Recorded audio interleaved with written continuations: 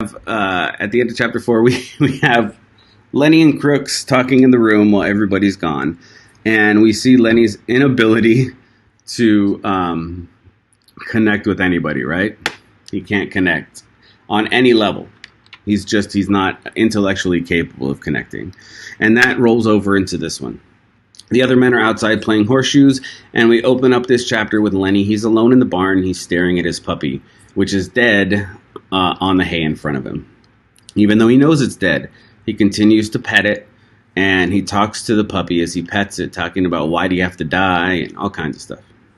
And basically what we find out, this is Lenny's internal monologue, right? Like, he doesn't have an internal monologue. None of his thoughts stay in his head. They all come out.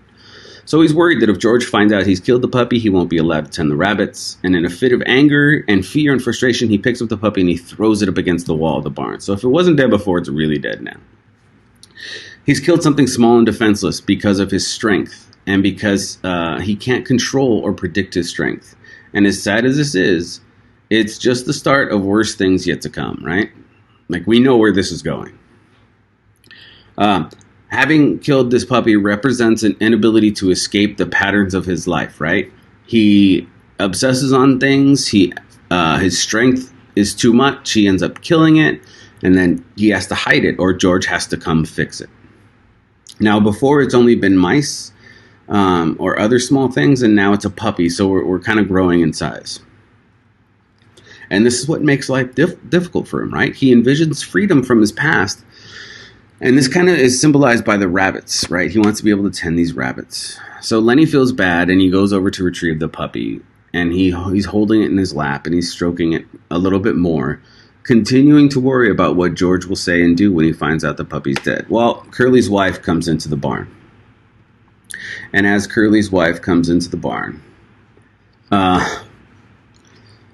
obviously, whenever Curly's wife appears, something bad happens, right? So she approaches Lenny and asks him what he has in his hands, and he tries to kind of hide the puppy, and that's not really working. And Lenny says that George told me not to talk to you. And Curly's wife just like, I'm lonely. How would Lenny feel if he had never had anybody to talk to? And Lenny's like, no, I'm going to get in trouble with Curly if I keep talking to you. So she comes in at a difficult moment for Lenny, right? He's just killed something else, and his future, the rabbits, is at stake. And that might play into what's going on. So Curly's wife asks Lenny what he's holding, and Lenny shows her the puppy, and she's surprised to see it's dead. And Lenny explains he was just playing with it when it looked like it was going to bite, and so he smacked it, and he accidentally killed it. And Curly's wife tells Lenny, well, don't worry, it was just a mutt. We can easily get another one. Think about that. Like, Curly's wife says, it doesn't matter, it was just a mutt. We can get another one. Not really valuing the life of the puppy, especially like Lenny was, right? Like, this doesn't matter if it was a mutt. This meant more to Lenny than anything else. And her attempts at comforting Lenny, he doesn't understand he can get another puppy. He can only focus on the one he has now and the consequences. I don't know why my microphone keeps muting. Has it muted the whole time or just now? Has it been muted the whole time? Has it been muted the whole time? I don't know what I'm doing to mute myself. It says I'm not muted. Can you hear me? Hold on.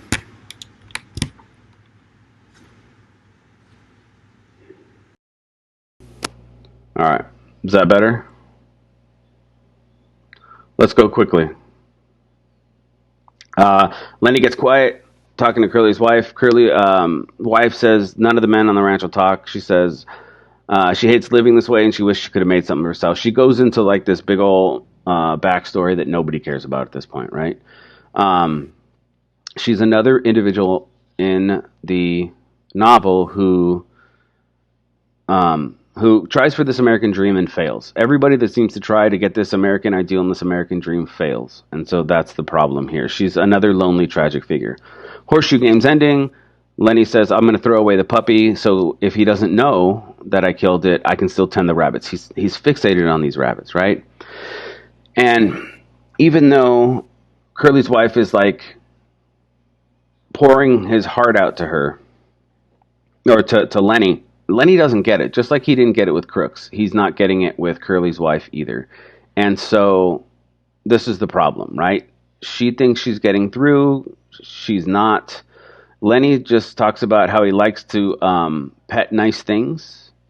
And then that Curly's wife tries to make a connection. Like, yeah, I like to pet nice things too. I like touching my hair when I brush it. It's nice and soft. And she's like, do you want to feel it? And so Lenny goes over and he starts petting her. Like, not petting, you don't pet somebody. But he begins to stroke through her hair. And he does so gently at first, but then more and more roughly, and she starts to freak out, right? No connection made, no understanding. And here we have Lenny with his strength again, kind of messing up. So, as Curly's wife, he kind of just grabs her tightly because she's starting to squirm and he doesn't want her to move. And so she starts screaming, and so he puts his hand over her mouth and nose and says, stop it. And she tries to struggle to get away, and he like shakes her to tell her to stop, stop, stop, and he just totally snaps her neck and she dies. And he's fixated on, he's done another bad thing. He's got immense strength, and he has a childlike need to avoid getting in trouble. Though Lenny only ever wants to indulge in petting soft things, his own strength gets in his way and forces him into situations past the point of no return. Candy comes into the barn looking for Lenny, excited to tell him more about the future that they're dreaming about, right? He's got this piece of land. He spots Curly's wife lying on the ground, half covered in hay, and calls out to her to chastise her for sleeping in such a strange place. Yeah, we all know she's not sleeping. She's dead. He runs out of the barn and go fetches George. Candy is the one to discover Curly's wife's corpse and seems to immediately know Lenny's the only one that could be responsible. The fact he tells George first, rather than immediately running to the boss, suggests that there's a level of loyalty between the two. These shared plans have made it so that they have a shared loyalty. So Candy and George stare in horror at Curly's dead wife. Both of them realize that Lenny is responsible for her death, though neither of them will say it out loud. Candy asks what they should do. George says, I'm going to have to fetch the poor bastard and let the boss lock him up. If Lenny runs away on his own, he'll starve. George hopes the owner of the ranch will have compassion for Lenny and let him live, but Candy tells him that Curly will surely have Lenny killed. Early 1900s, and lynchings, even if it wasn't of black or racial minority, there was very much town justice, right? Like, they didn't need courts to help him with this. He did a bad thing, let's kill him. So Candy asks George if they'll still be able to get their little place, and George admits that all along, deep down, he knew they'd never get their farm. George laments how he'll live like an ordinary ranch hand, spending everything he makes each month in a whorehouse or a pool room. And George's admission here reveals he's never believed Lenny and him would get their dream. He was always expecting something like this to happen. The vision is more of like an escapist fantasy than a concrete plan, suggesting that this American dream is more a coping mechanism than an attainable goal. That's an important part. Candy says he can't believe Lenny would do something so violent. George insists that Lenny didn't do it out of meanness, right? Of all the bad things Lenny's done, he's never done one of them mean. When Candy sees before him nothing but a violent act, George knows that with Lenny, there's always more to the story. It's a conflict, right? Lenny's outer strength and his inner vulnerability. George tells Candy they need to devise a plan to keep George from looking suspicious. He says he's going to sneak out over to the bunkhouse and ask Candy to wait several minutes before coming back out of the barn and yelling for the other men. Candy agrees to the plan, and George hurries out. George doesn't want to be lumped in with this. He knows Lenny's doomed, and George knows it's not any of his fault, and he knows while being mean, it's the only way he's going to survive. Alone with Curly's wife's corpse, Candy curses the lousy tart for messing everything up for him. He lamenting aloud after all he's lost because of her death. Then he goes out to the other men. The game comes to a stop, and everybody rushes into the barn. Candy follows them. When George arrives, Curly is furious and vows to get the big son of a bitch before running out of the barn, and Carlson runs to get his pistol. Candy scapegoats Curly's wife. It's one of the book's marginalized characters for his own pain and suffering. He is therefore complicit in this whole system because, he's old and his hand's messed up and he's marginalized, but he continues to pick on somebody else, even though they're dead, who is also marginalized. So there's no coming together. Slim asks George where Lenny might have gone. He seems sad at the prospect of hunting down the man and killing him, but we know that's what Curly's going to want. George asks Lenny if he could be captured but not killed, but Slim says, no, I don't think so. They're going to keep... it'd be no good to keep Lenny in a cage for the rest of his life. Carlson runs back to the barn, shouting that Lenny has stolen his Luger, his pistol, right? Curly suggests they use Crook's gun to hunt down Lenny and orders Whit to go to town to get the sheriff. Slim suggests Curly stay back with his wife's body, but Curly is determined to go out and kill Lenny himself. All right, this is justice. This is vigilantism. This is what happens out on the farms, right?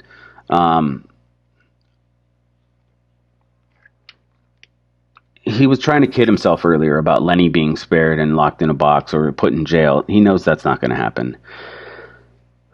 We know that Lenny didn't steal anybody's gun too, right? Like that's not something Lenny's thinking of, and so we have to kind of wonder what happened to it. Slim tells Candy to stay with Curly's wife, and Candy agrees to do so. All the other men follow Curly out of the barn, and as the men's footsteps recede, Curly lies down in the hay. Candy lies down in the hay next to Curly's wife and kind of covers his face.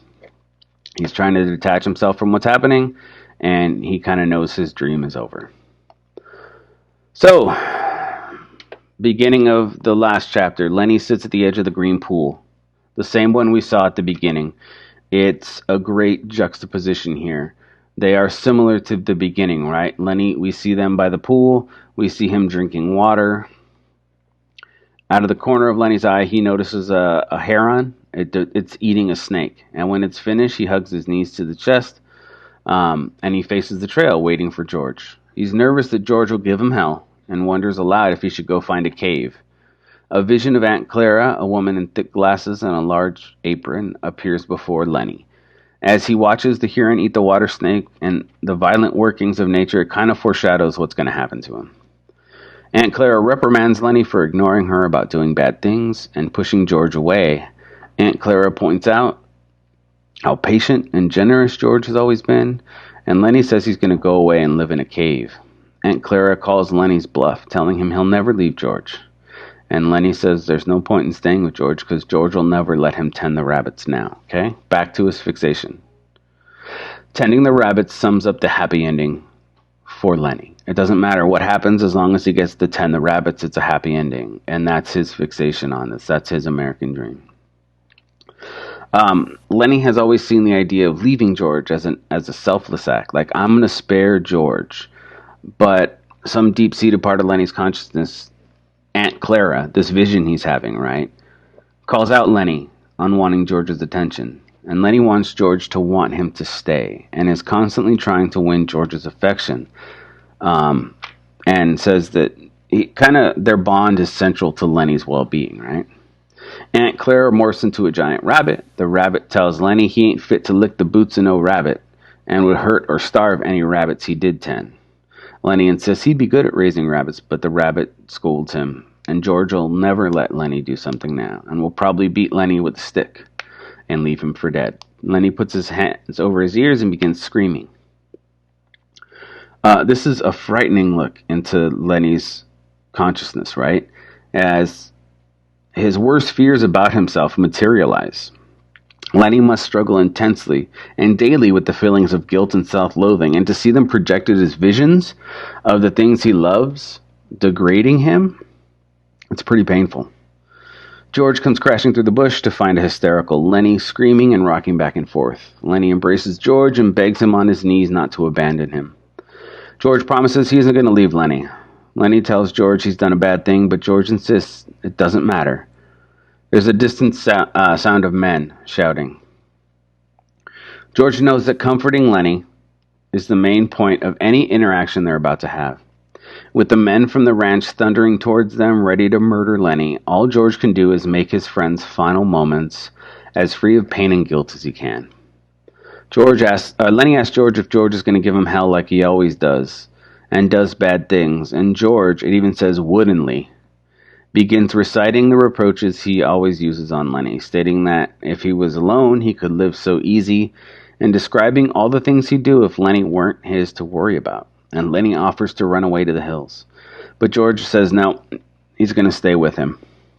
George knows right now there's no point against scolding Lenny, right? There never really was.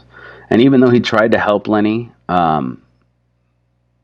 behave correctly, fit in, like tragically, it doesn't matter how much he yells at him. Lenny could never change. Lenny asks George to tell him again about the two of them are different from other ranchers. And George tells Lenny they're different because they have one another. George can hear the shouts of the men in the distance, closer than before, and George urges Lenny to take off his hat and enjoy the evening breeze. Lenny does so. He asks George to tell him some more about how it's going to be, and George orders Lenny to turn and look across the river so he can better imagine the details of the story George tells him. Lenny takes comfort in the idea that he and George are united against the world up to his final moments. And even as George is trying to distract Lenny,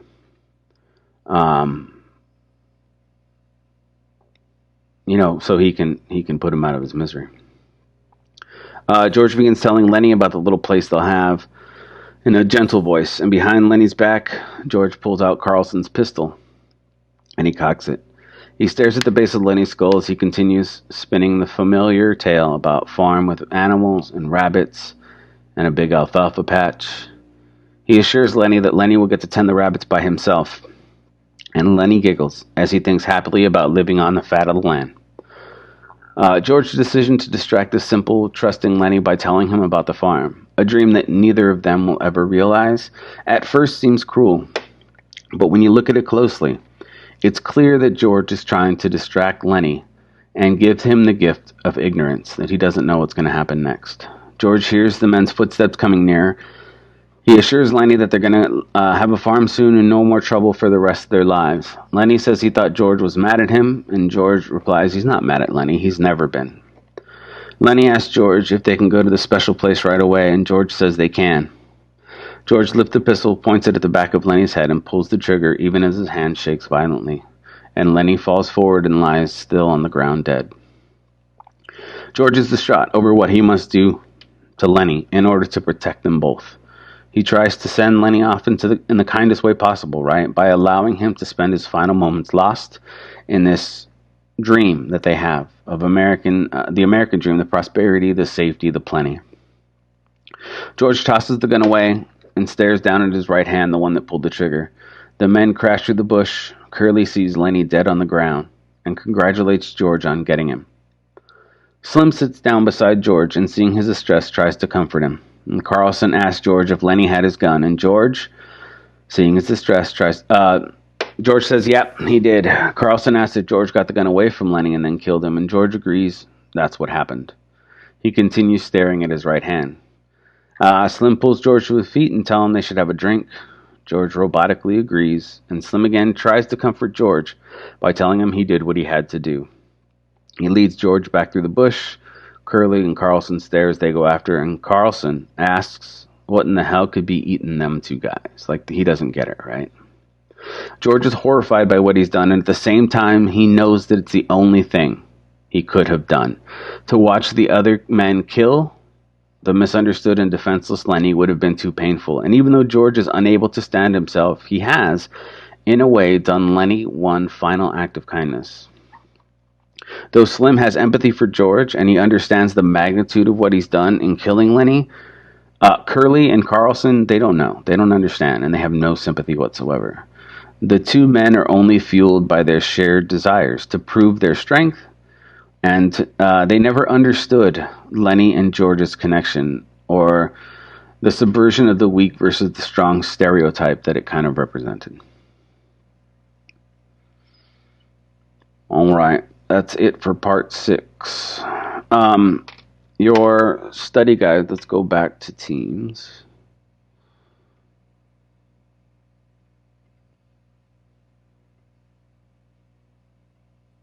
Study guides, I'm going to put them in here as an assignment. They will be due on Thursday. You will be getting no vocab this week. I just cut it out because nobody wants to do it anyways, right? I only have one vocab test from last week and it wasn't that great. So no vocab test. Casco Amontillado, green chili, how much land, the 2 poems and 1 short story. That's all we need this week. 2 poems, 1 short story, and the study guide for chapters 5 and 6. You'll have a quiz on 5 and 6 tomorrow, and then a whole book quiz on Thursday, and then we're going to wrap up on Friday with something else. I'm going to put the flip grids in here shortly. If you have any questions, drop them in the chat, which I'm now looking at. Or you can just send me a message. I promise I'll be looking. Other than that, let's go ahead and start in our groups. Have a great day and reach out if you need anything.